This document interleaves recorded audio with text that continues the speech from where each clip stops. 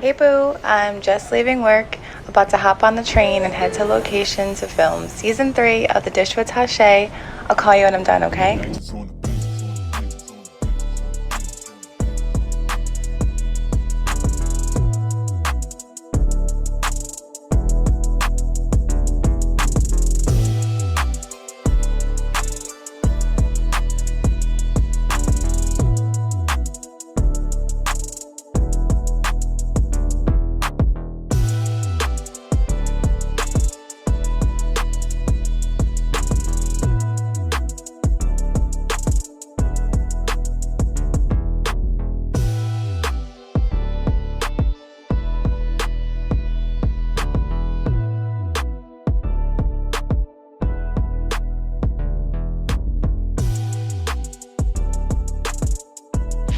Thank you so much for tuning in to season 3 of The Dish with Tashay, where we get to the dish after the dish. I hope you are feeling good because you deserve to feel good.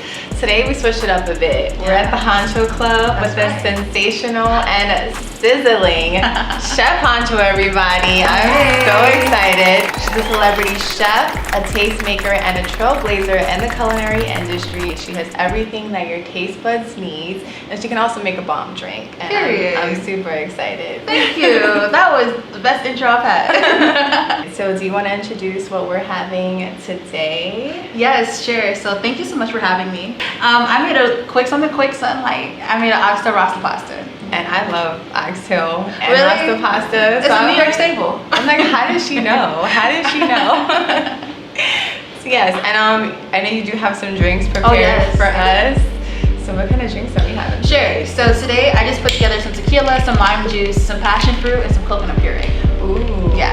Passion fruit? That sounds good. That's my vibe too. I'm excited. So we gonna have her pour it up. Pour me up, please. Yeah, that looks good. Can I just say, as a food lover, I appreciate the opportunity to taste your food. The pressure is on. Let's do cheers. Cheers. Cheers to good food and drinks. Cheers to Chef Honcho. Well, that's good. I love passion fruit. Me too. I'm a passion fruit lover for sure. Alright, so I'm excited to try this. You know, me and my taste buds are ready for the food porn and we're very aroused, okay? So let's dig in and see what it's given. I love these noodles. Oh yeah, thank you. What are these noodles called? I can't pronounce that. I'm sorry, but they're like curly. You ever seen like the lasagna noodles? That's what they are. They're like curly on both sides. This is good. And I love oxtail. I really do. So yes, I wanted to have you on the show today. Sorry, I'm trying to get into these flavors. I can't even, it's hard to talk when you got good food in front of you. Like, trying to get into these flavors. Wow. You digging it? No, this is good.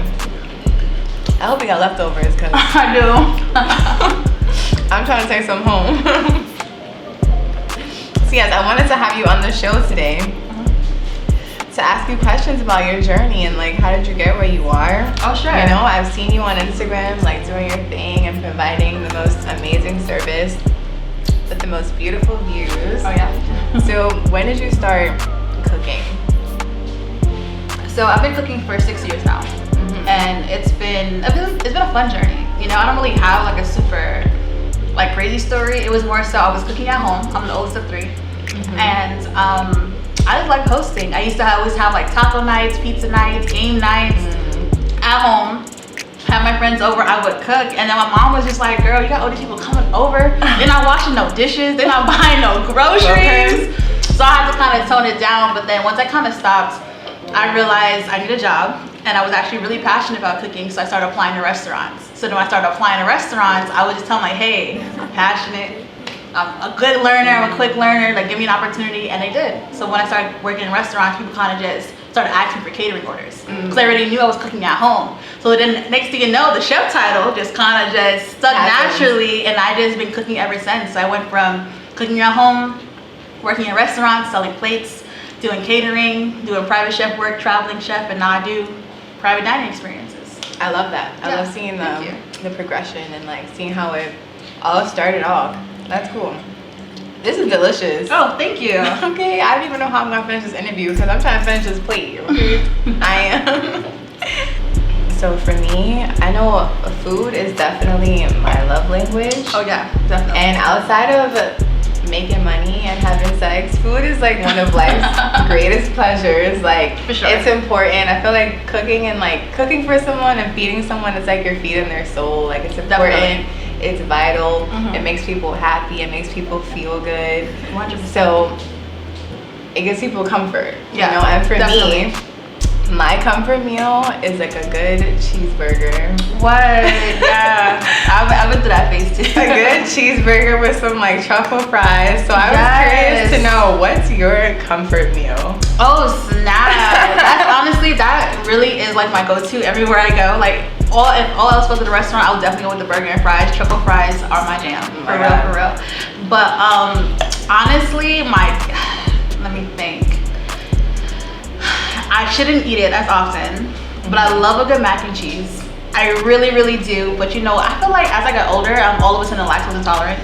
Like randomly. So now I have to be a little like mindful what I consume. Right. But other than that, I really like, honestly, when you're sad and you're like in your feelings, what do you eat to feel comforted? Oh my goodness, I eat so terrible. I feel like I shouldn't even answer this. Like I eat so terribly just because I cook all the time. So I would, bruh. I'm a big snacker. So I actually hate it, but I eat a lot of snacks. So I like pretzels and Nutella. That's like my go-to combo, especially like after a long day. I like that salty sweet combo. Will really do it for me. So you're more into the snacks than the...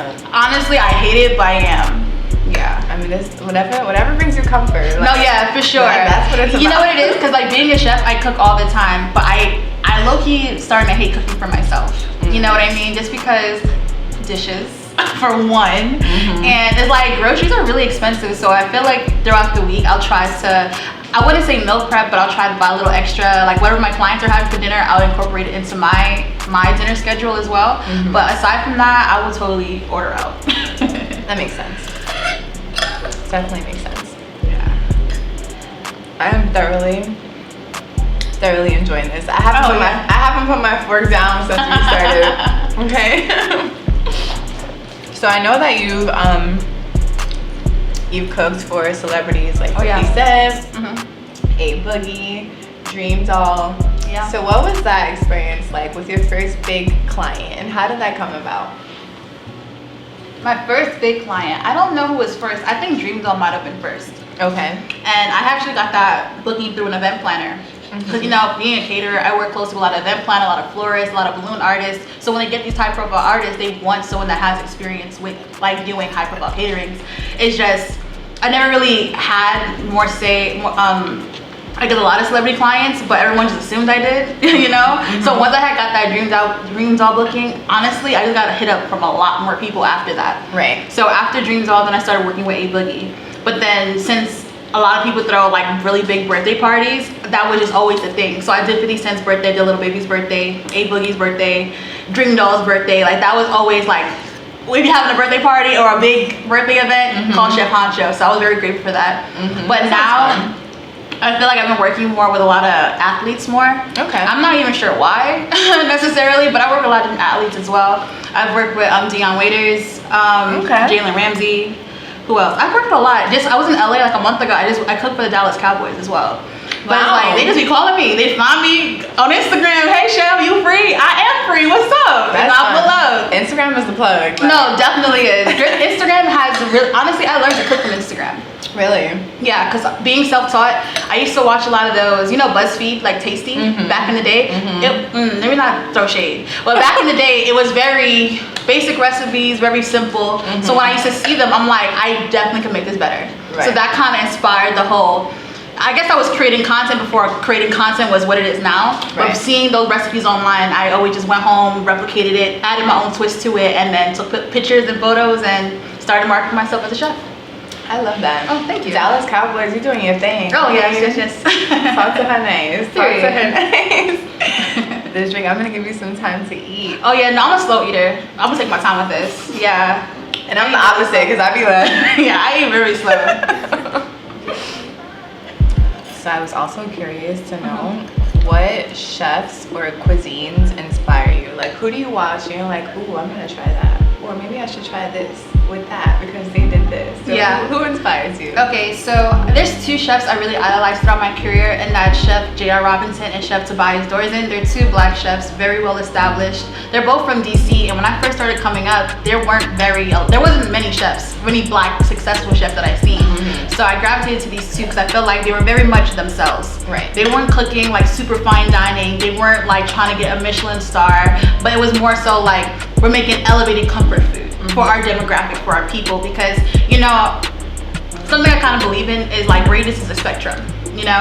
And the culinary world, I feel like they tend to put chefs in a box sometimes, like, oh, you're an Indian chef, Italian chef, really? you know, whatever cuisine. Yeah, Wow. I feel like when it comes to cooking, there's a lot of rules to it that people don't understand, because a recipe is a recipe.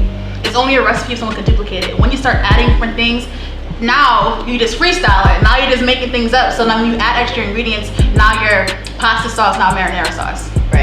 Now your marinara sauce, not vodka sauce. So as you keep adding things on, it kind of loses its origin. So a lot of chefs don't really like to go off the recipe book. Right. So when I started seeing black chefs kind of taking what they know from home and putting their own culinary twist, or having their own, I guess, fine dining influence on it, that was very inspirational for me, because I never really related to those, you know, those Food Network chefs, for example. You know what I mean? Right, yeah. Like, yeah, I watch them on TV, but personally, I don't relate to them. I don't really see myself being that person, because I just don't want to put myself in that box. Because, you know, in reality, our demographic is only like a percentage of the population. You feel me? So we're not really catering to the masses. We're just catering to ourselves. So seeing like black chefs at that time more so not caring, I felt like that was very admirable, because I've seen a lot of other chefs trying to keep up with, I guess, the European cuisines. Yeah. You know, the international cuisines versus like the Southern comforts, or even the Caribbean influence, or the Afro or African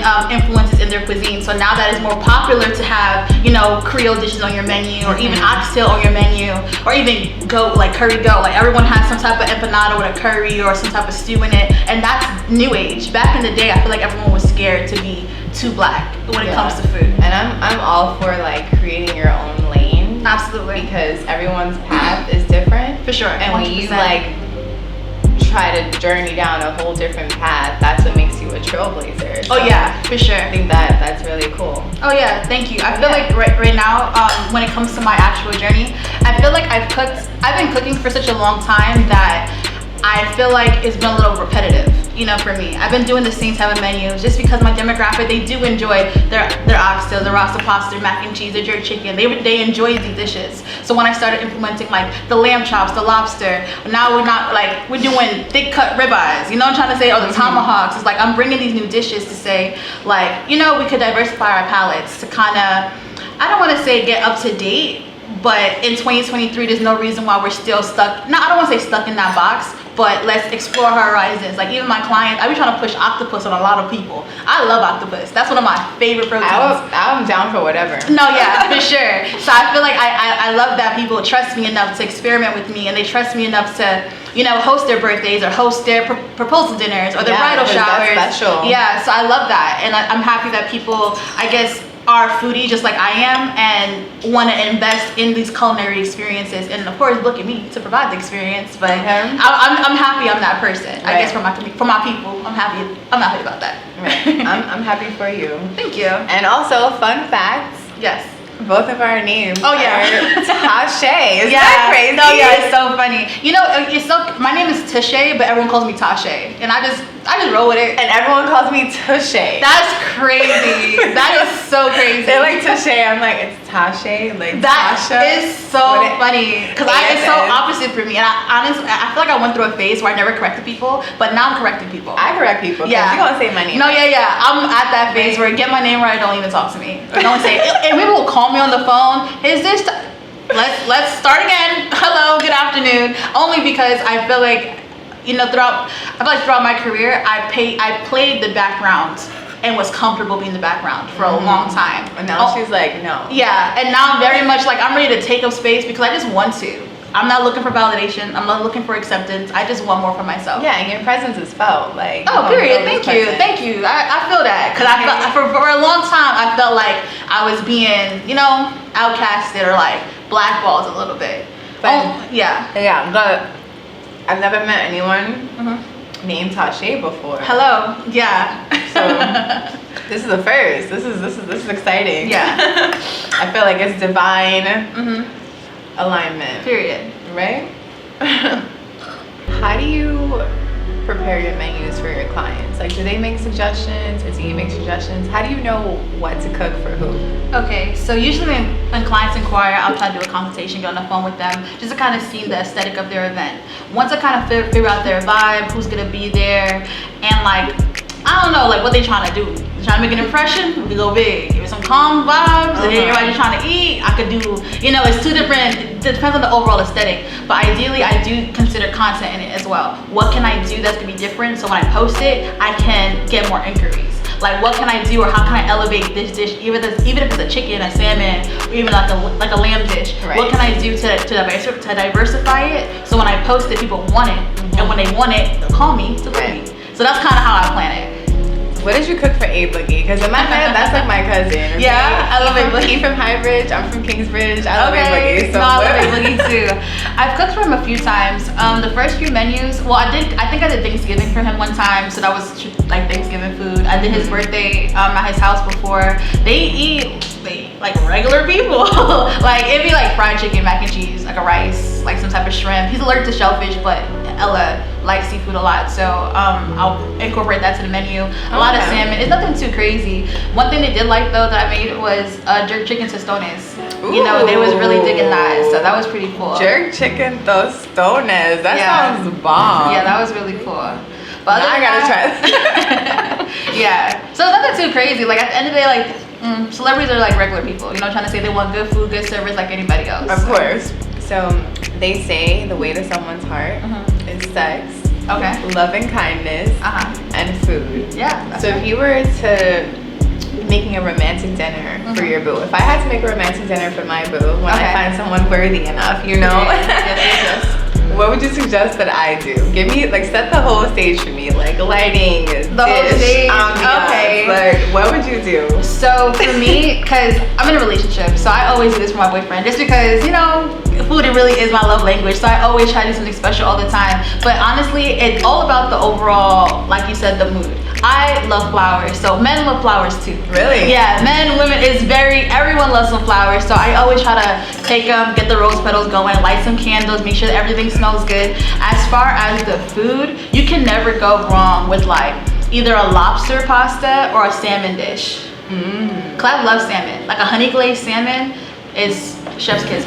Perfect every time. Like a honey glazed salmon and like a garlic mash, maybe some asparagus or broccoli. It's a classic. It's very easy. It's hard to kind of mess up, and the effort is minimal, but the impact is big. You know what I mean? Just the thought of cooking for someone is always, you know, makes a really good impression. But the dish itself is not complicated at all. Right. But you know, when you put it all together on the plate, get a little drizzle going, it will really get that wow factor. Lobster pasta.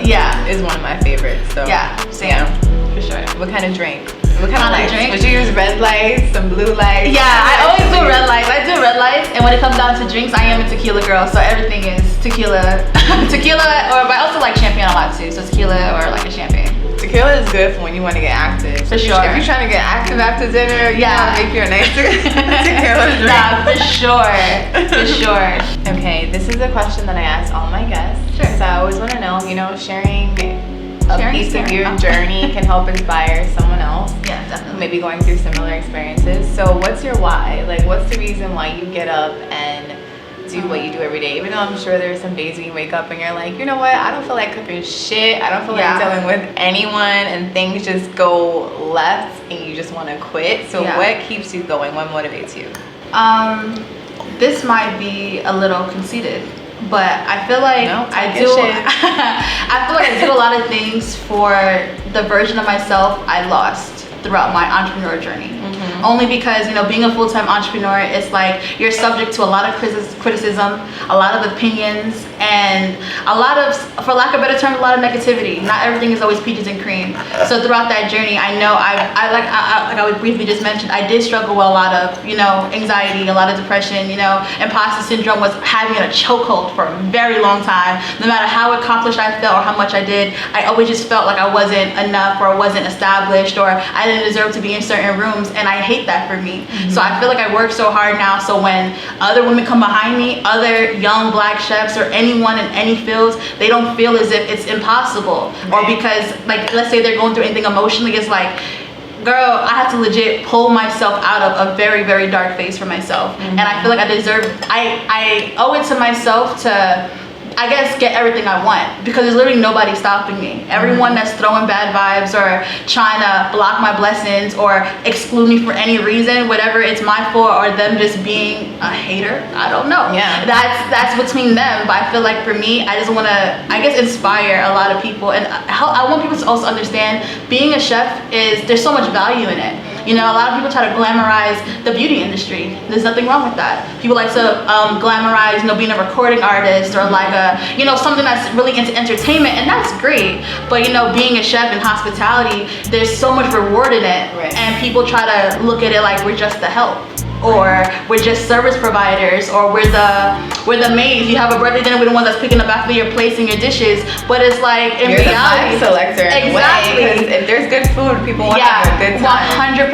But I feel like everyone is in their own world, and everyone's in their own, they have their own sense of reality. But I kind of want the mainstream media, and as well as, I guess, our communities to understand there's so much value in being a service provider and being a chef, regardless of where you are in your career. So I just want to inspire a lot of people and want people to really understand that we work very hard and we're very passionate what we do. And being a chef is not a disposable career choice. I feel like a lot of people too, they hire chefs and they forget, like, this is our livelihood. Right.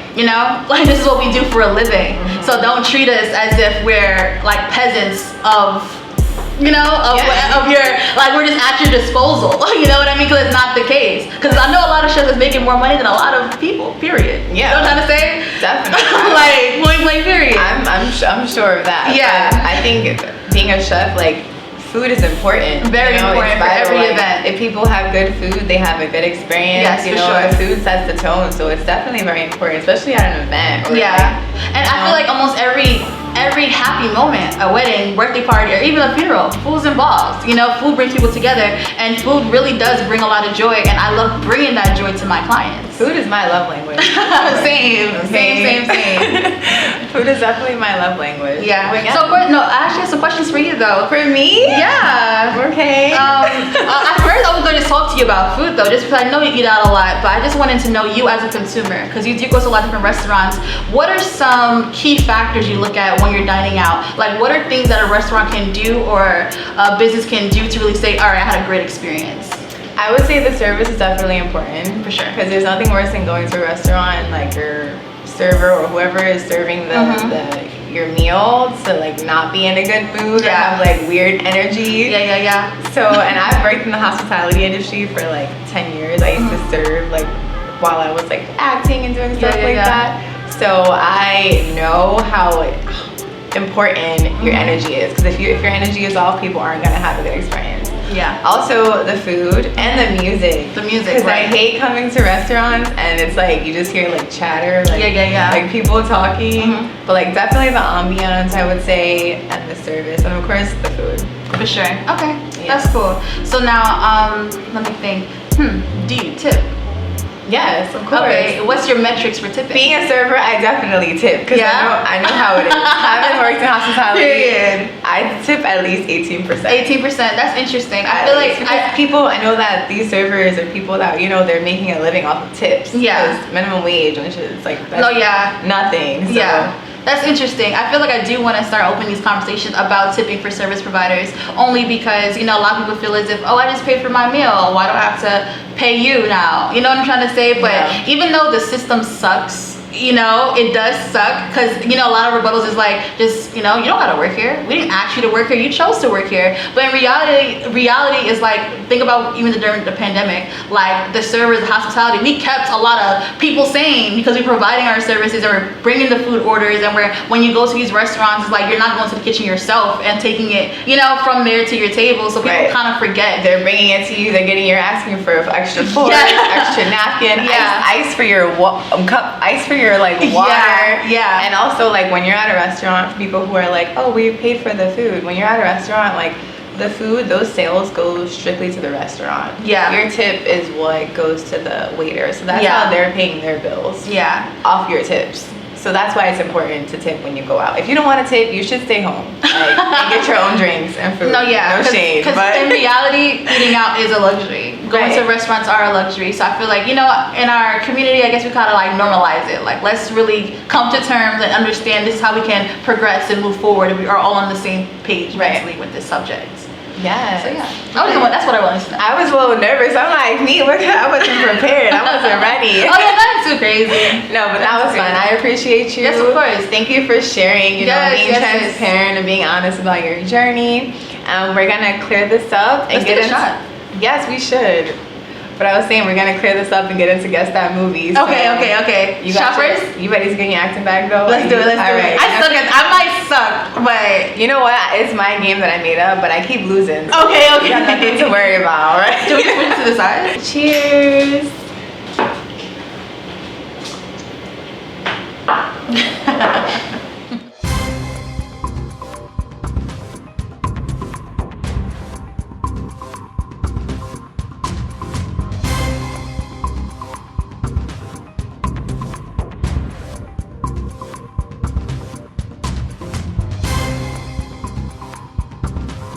Alright, so now it's time for Guess That Movie, where basically we have to act out a famous one-liner from a classic or popular movie. Okay. I'll do two, you'll do two, I'll guess what it is, and vice versa. Okay. Alright, so here we go with Guess That Movie.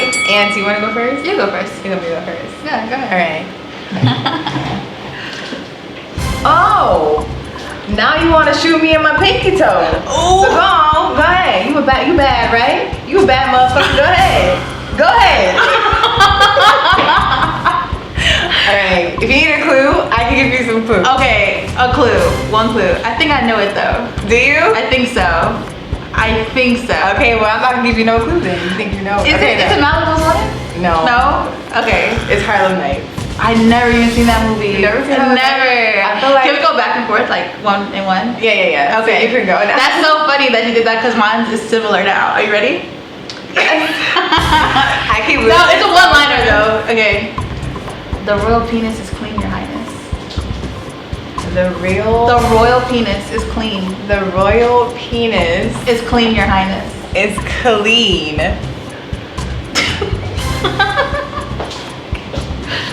And is it like old school? It's old and it's a similar cast to Harlem Nights. Is it coming to America? It is. Point for me. Okay, this one should be easier. Okay. I ain't scared of no po-po-ho. Oh. Call the po-po, right? Call the po-po. That's Medea. Is it which one though? Medea is Diary of a Mad Black Woman. Period. Okay. But yeah, it's Medea. It's a Medea film. Okay.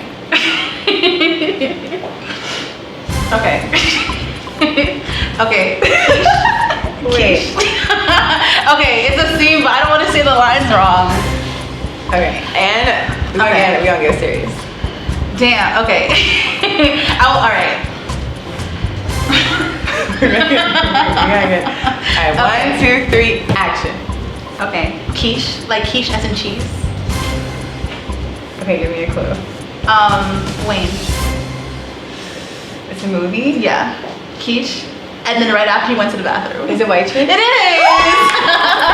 Oh, okay. Yeah, that was easy. Those are just my secrets. You know what? I appreciate you because I feel like this is the first game I've won, right? Yeah? Right, guys? Look at this. This is the first game I've won. All right, well, that was fun. Yes, it was. Thank you so much for coming on the show. I had a great time. So did I. Thank you for inviting us into the beautiful Honcho Club. Yes. The view was amazing. Thank you. The viewers, I hope you were at the very least inspired, motivated, or entertained. And we'll see you guys next time. Yes. Bye. Peace.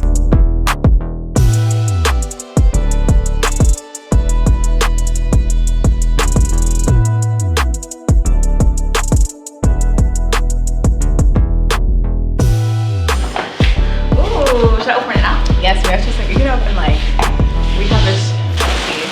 Yeah, pull it out. Pull it out. Let's see. Let's see what's in there. I don't even know. Okay. Yes. Ooh, how do you pronounce this? Anna Segura. I'll do it like this. Yes, for the Let's presentation. what? Okay. We got the shirt. The love. Dish with Tosh shirt. I love. Aren't I'm you going cute? to wear this. Are you really? Yes. I'm Okay. gonna shoot content in this. Oh, I would love I that. swear. What size? Awesome. Isn't it so cute? I'm Yeah. gonna show the camera so they can see. I'm Cute. gonna start selling these, so I'll put them up for purchase. Yes, adorable. I cannot wait. And let's see what else is this one here. This is like everyday. Nice. Yes, especially with that body you got, girl. You see it. Let me stop. Thank you. Give me a You hug. see This is it. You awesome. see it. Thank you. Thank you. Oh, I can't wait to wear this. I'm excited. I'm glad you love it. I'm glad. No, I really do. I love this. Side. That was great. This is your brand? This is her partner's brand. Oh, nice. I love the branding. I love the packaging. Thank you so much. We wanted to be the big sponsor for the Dish with Tosh. Nice. That's so smart. I love that. Yeah. And you guys have these in bulk? That's very smart. But yes, aren't they cute?